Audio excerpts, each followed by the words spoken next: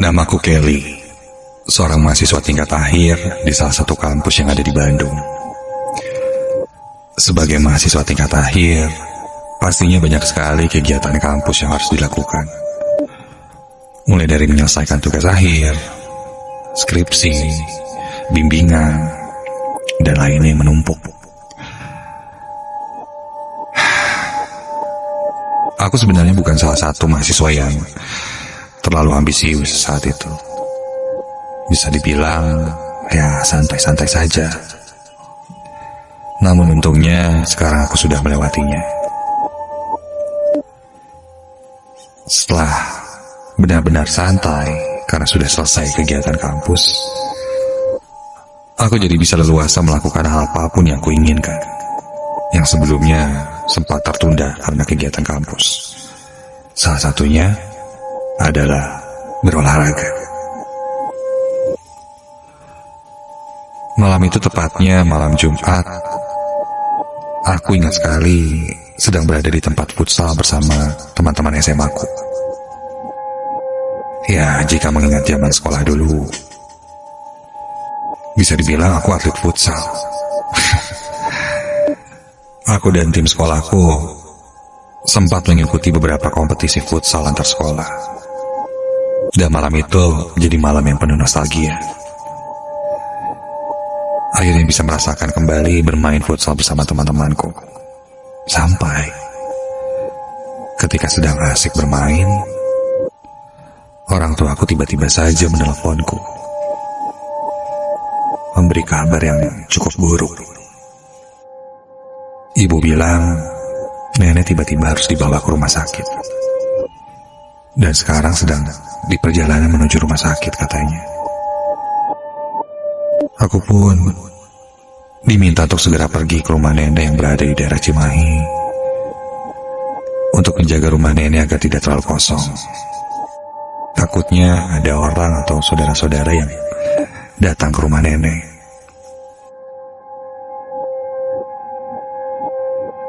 Mendengar itu, aku kaget dan berharap nenekku baik-baik saja. Kontan aku pun langsung bergegas pamit pada teman-temanku dan pergi ke Cimahi ke rumah nenekku.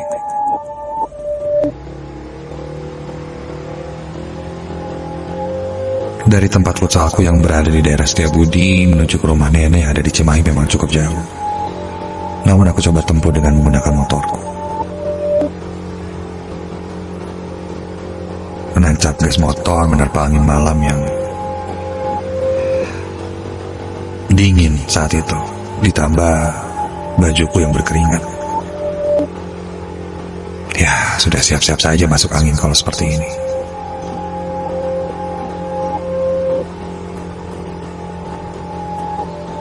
Agar lebih cepat saat itu, aku coba memotong jalan. Lewat jalan Sersan Bajuri hingga nantinya tembus ke Cimahi. Biasanya kondisi jalan di sana sepi, jadi aku bisa menghemat waktu. Di jalur ini jalanannya memang tidak terlalu besar dan agak menanjak atau bahkan menurun. Dan ketika aku sadar saat itu, jam menunjukkan jam 11:30 malam.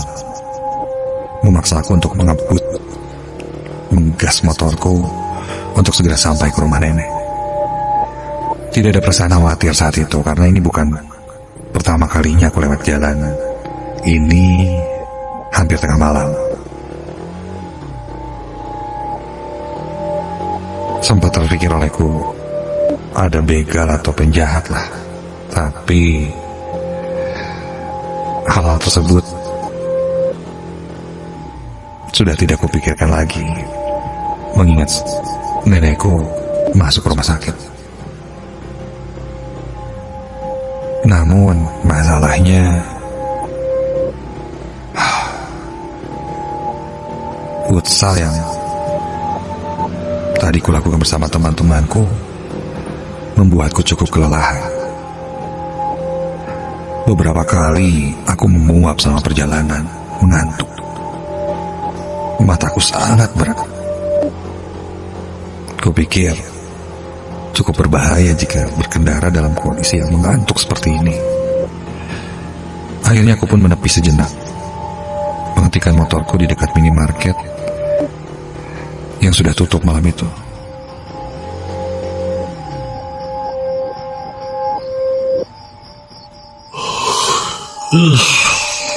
Aku mengucek mataku berkali-kali, dan mataku sudah mulai berair.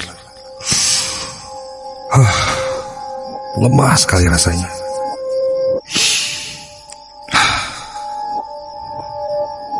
Aku coba untuk tetap fokus saat itu sampai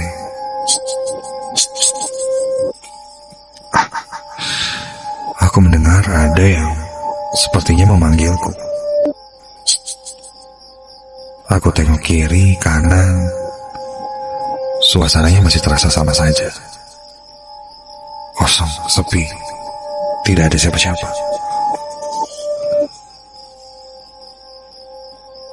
Tapi jelas tadi seperti ada yang memanggilku mungkin.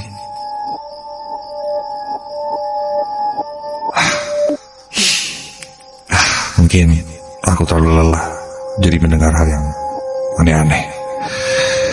Setelah cukup istirahatnya, aku pun lanjutkan lagi perjalananku.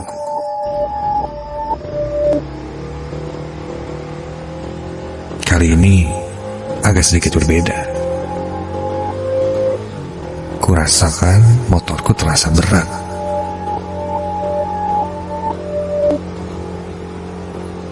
Aku gas.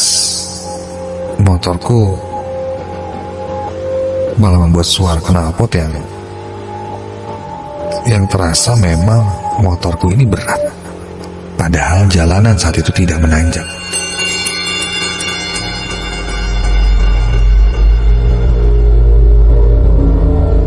Kenapa berat ya? Kempes gitu bannya. Tapi aku paksakan untuk terus gas motorku. Suara dengungan knalpot makin menjadi-jadi. Aduh, jangan-jangan motor rusak nih. Panasan kita apa gimana ya? Aku masih bertanya-tanya sendiri dalam hati. Aku sempat tengok ke belakang, melihat roda belakang. Tidak ada yang salah. Dan jelas aku tidak membonceng siapa-siapa juga saat itu. Ketika aku balikan lagi wajahku ke arah depan, sekilas aku melihat sebuah bayangan. Bayangan seseorang dan ya, dari bayangannya ada kepala, bahu, badan seperti manusia. Dan itu masih berjalan agak cukup jauh dariku. Karena berada di pinggir jalan yang cukup gelap, jadi kulihat seperti bayangan hitam dan berjalan membelakangiku. Dari cara berjalannya sepertinya seorang perempuan.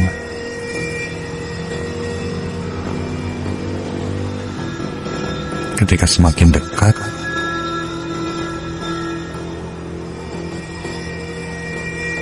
iya jelas. Dari belakang terlihat itu perempuan dengan rambut panjang sedang berjalan. Dia memakai celana jeans, sandal, dan kaos lengan panjang berwarna merah. Ketika aku hampir mendekatinya, perempuan itu berjalan, namun langkahnya itu menyerong dan berjalan ke tengah jalan. Iya, dari pinggir sebelah kiriku, dia terus berjalan sampai akhirnya ada di tengah jalan dan menghalangi jalanku. Refleks aku memencet klakson. Ketika aku pencet klakson, orang itu tidak bereaksi apa-apa.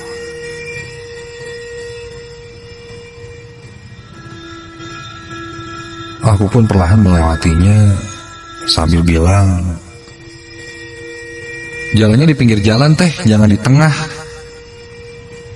Begitu kataku sambil melewati perempuan itu.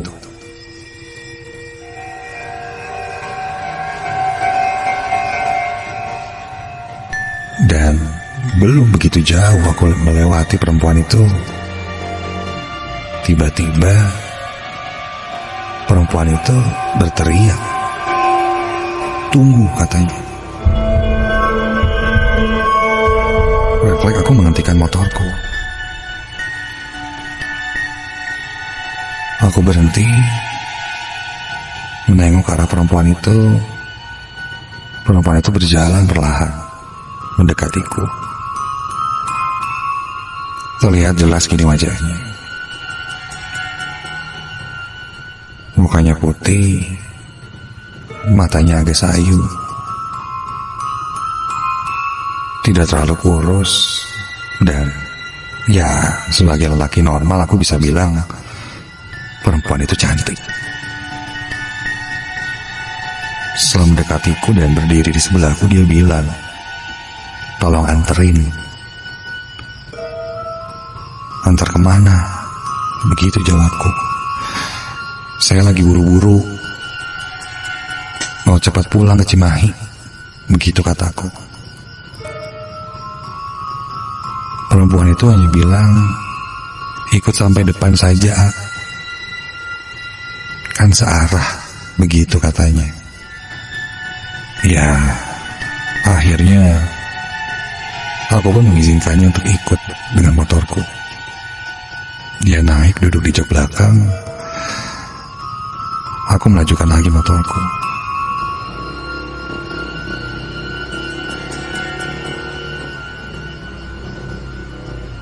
Sambil berjalan, aku kembali menanyakan, "Teteh mau turun di mana? Di sebelah mana?" Setelah agak cukup jauh, baru dia memberikan respon. Mengangkat tangannya, menunjuk ke arah sebelah kiri, dan dia bilang, "Mau berhenti di situ, A." Aku sempat kebingungan karena yang dia tunjuk itu tempat yang gelap, dan pastinya aku tahu tempat itu sudah tidak beroperasi lagi, tutup dan kosong. Saat itu aku tidak terlalu curiga, karena ya mungkin ada gang atau ya rumah di dekat situ. Tapi aku coba yakinkan lagi, "Teh, benar turun di situ, Teh. Itu kan tempatnya kosong. Teteh rumahnya di sebelah mananya? Biar saya anterin sampai rumah aja deh." Begitu kataku mencoba menawarkannya. Lalu dia pun berbisik padaku, "Iya, di situ, masuk aja. Nanti ada pohon besar. Saya tinggalnya di situ." Refleks aku menengok ke arah belakang, dan ketika kulihat perempuan itu tiba-tiba saja tertawa cekikikan sangat melengking di telingaku, dan wajahnya kini berubah. Terlihat wajahnya menjadi sangat kurus, seperti tidak berdaging, hingga membuat bola matanya terlihat sangat jelas, melotot membelalak sambil tersenyum menyeringai dan cekikikan. Sosok itu terlihat memakai baju merah panjang selayaknya kuntilanak merah, dan tertawanya masih terdengar melengking. Dan tiba-tiba saja kedua lengannya memelukku dari belakang. Terasa kuku-kukunya yang panjang di perutku. Seketika itu refleks aku rem motorku hingga akhirnya aku pun terperosok jatuh dan hampir saja masuk ke selokan. Ketika aku terjatuh dan kulihat lagi, sosok itu sudah hilang. Rem mendadak membuatku terjatuh. Hingga tak lama ada beberapa orang yang datang menghampiriku. Kulihat dia memakai baju security dan ada beberapa warga lainnya juga. Mereka bertanya kenapa, padahal saat itu tidak ada kendaraan atau apapun, tapi tiba-tiba saja aku terperosok jatuh. Aku bilang aku melihat sosok kuntilanak merah di boncengan motorku itu. Warga dan beberapa orang yang ada di sana saling bertatapan, seakan-akan tahu kalau hal itu mungkin sering terjadi juga.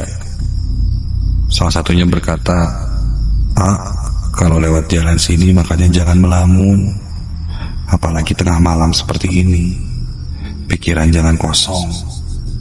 Ya, makhluk-makhluk seperti itu di daerah sini cukup banyak dan kadang jahil mengganggu.